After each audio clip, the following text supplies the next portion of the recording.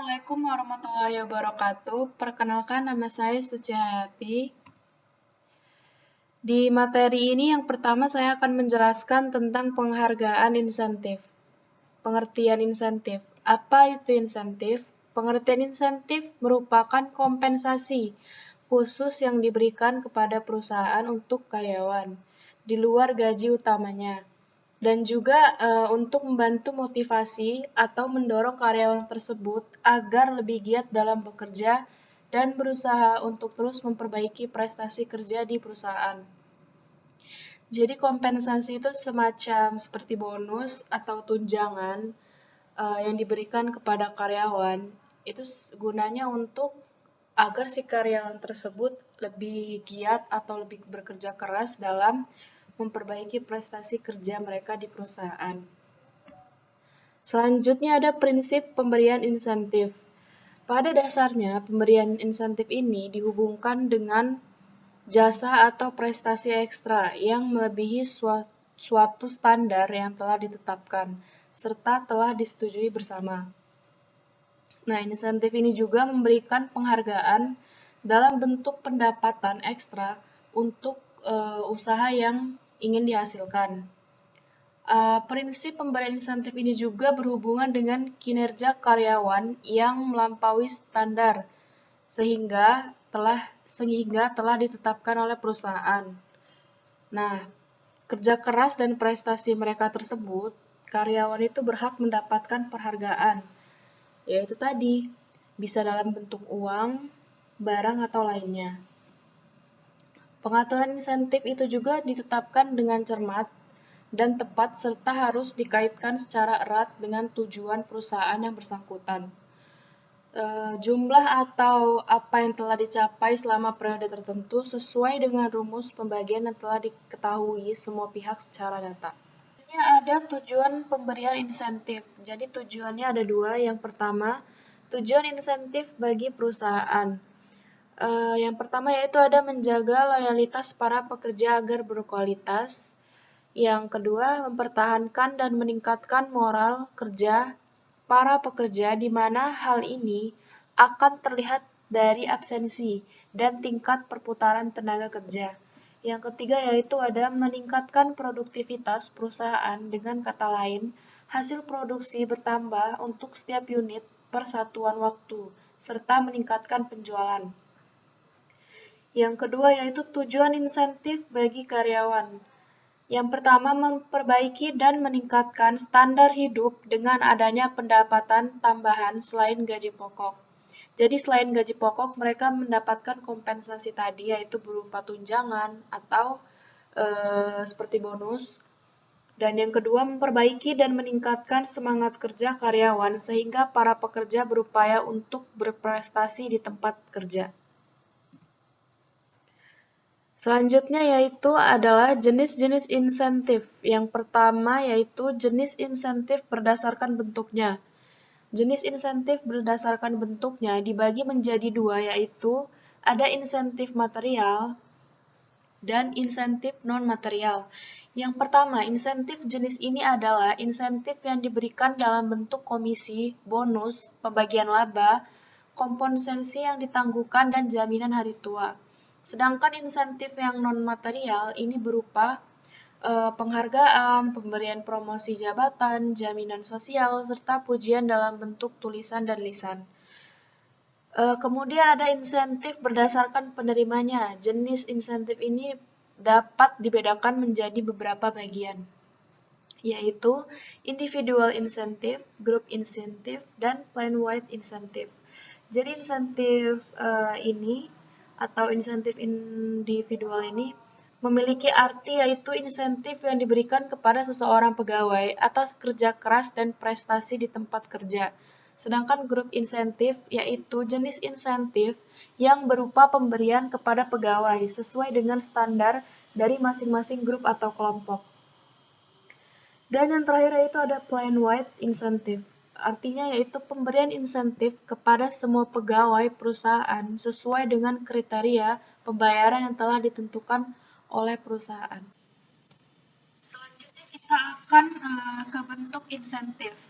Insentif bisa diberikan ke dalam beberapa bentuk, seperti uang, lingkungan kerja yang baik, dan partisipasi.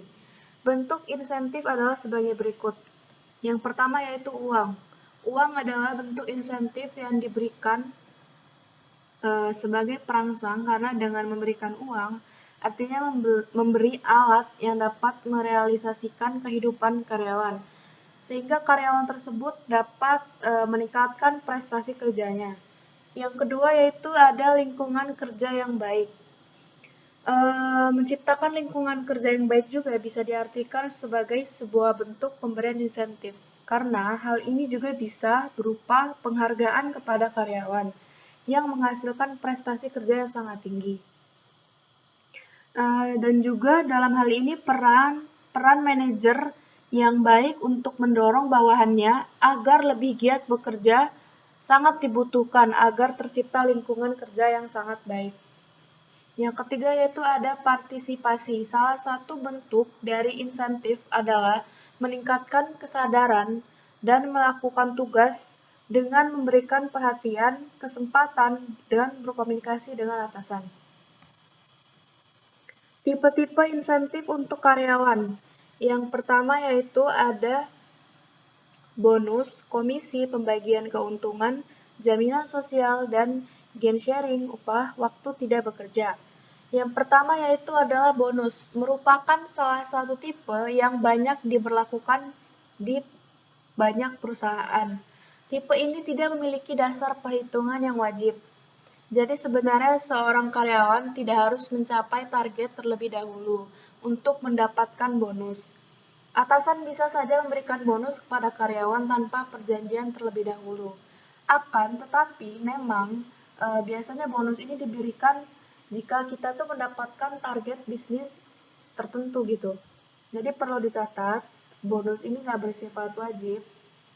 Jadi atasan kita itu tidak harus memberikan bonus jika mencapai target perusahaan tersebut. Terus ada komisi, berbeda dengan bonus. Jadi komisi ini didapat dari persentase tertentu yang didapatkan karena jasa yang diberikan dalam proses jual beli. Yang ketiga yaitu ada pembagian keuntungan. Tipe ini memungkinkan karyawan mendapatkan bagian dalam keuntungan perusahaan, sekian persen dari laba yang melebihi jumlah yang ditentukan. Biasanya berupa pembagian laba dalam periode tertentu. Yang keempat, ada jaminan sosial, yaitu berupa dukungan finansial untuk karyawan sebagai bentuk penghargaan perusahaan kepada karyawan. Yang kelima yaitu gain sharing. Insentif tipe ini sangat melibatkan karyawan dalam perusahaan untuk mencapai sasaran produktivitas. Sasaran dapat diukur menjadi dasar untuk menentukan rencana insentif dalam bentuk gain sharing sendiri, merupakan rencana pembagian pendapatan yang dirancang untuk memberikan imbalan kepada karyawan. Yang keenam yaitu ada upah waktu tidak bekerja. Jadi insentif ini merupakan pemberian upah untuk yang sedang tidak bekerja, gaji karyawan tetap dibayarkan meskipun tidak masuk bekerja. Contohnya kayak cuti liburan atau sakit dan faktor-faktor lainnya, yaitu seperti kita bisa lagi hamil atau kecelakaan dan upacara pemakaman. Berikutnya yaitu cara memberikan insentif yang efektif. Yang pertama yaitu ada prestasi dan kinerja. Indikator pertama yang harus diperhatikan tentu dari kinerja dan prestasi yang sudah diraih. Kemudian ada efisiensi waktu pengerjaan. Jadi tanggung jawab pekerjaan dapat dengan cepat diselesaikan dengan baik untuk menunjukkan kemampuan kerja yang baik. Yang ketiga yaitu jabatan atau senioritas. Pemberian insentif juga harus dihitung berdasarkan tingkat senioritasnya dalam perusahaan. Kelayakan dan keadilan. Pemberian insentif harus adil dan layak. Jika dilakukan dengan sembarang atau kurang tepat, hal ini dapat menyebabkan kerugian pada perusahaan dan kepada karyawan. Potensi kerugian memberikan insentif. Nah, yang terakhir ini, sebelum memberikan insentif, kita tidak hanya keuntungan, tetapi Anda juga perlu mengetahui kerugian insentif bagi perusahaan. Yang pertama, standar pemberian insentif sulit ditentukan sehingga terdapat potensi ketidakadilan. Yang kedua, insentif wajib memenuhi standar internal equity dan external equity, namun kenyataannya insentif tidak mencapai standar ini, yaitu karena tidak bisa dikendalikan seperti permintaan pasar menurun atau kerusakan mesin, dan lain sebagainya.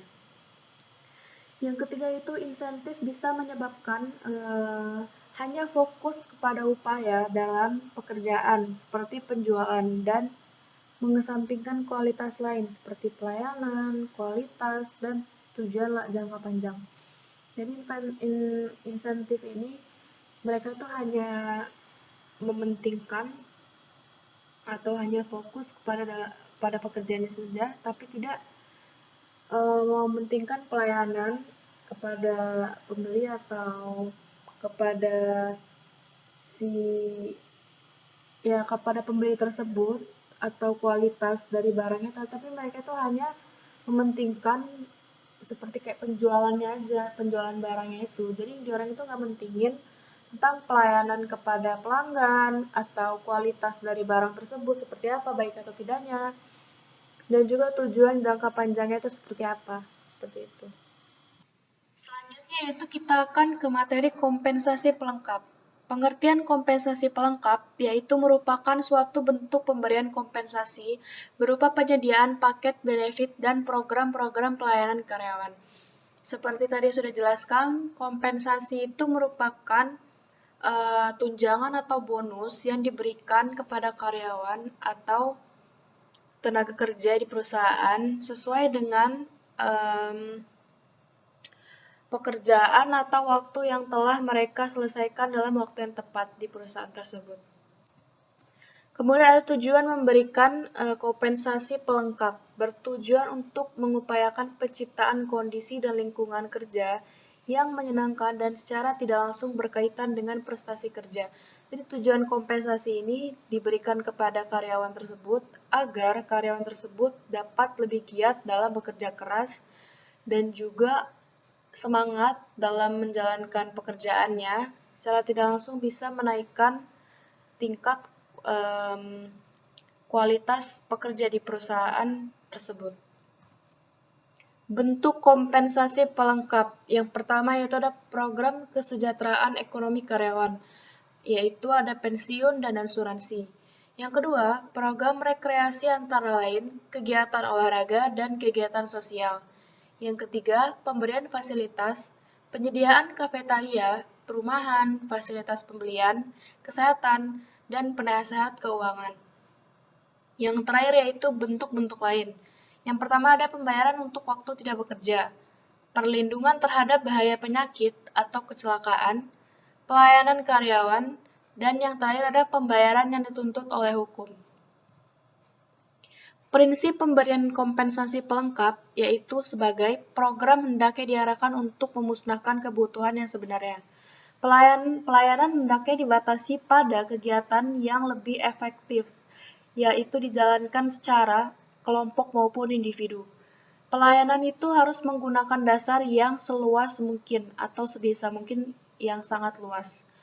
Yang terakhir yaitu biaya program pelayanan ini hendaknya dapat dihitung dan provinsinya dihitung secara jelas untuk dasar pembelanjaannya.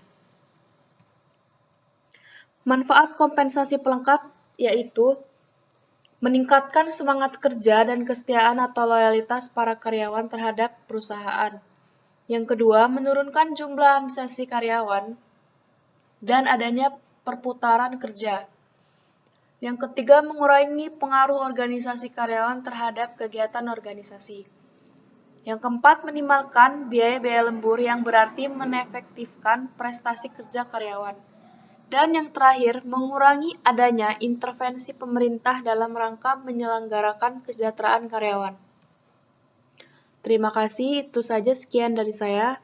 Wassalamualaikum warahmatullahi wabarakatuh.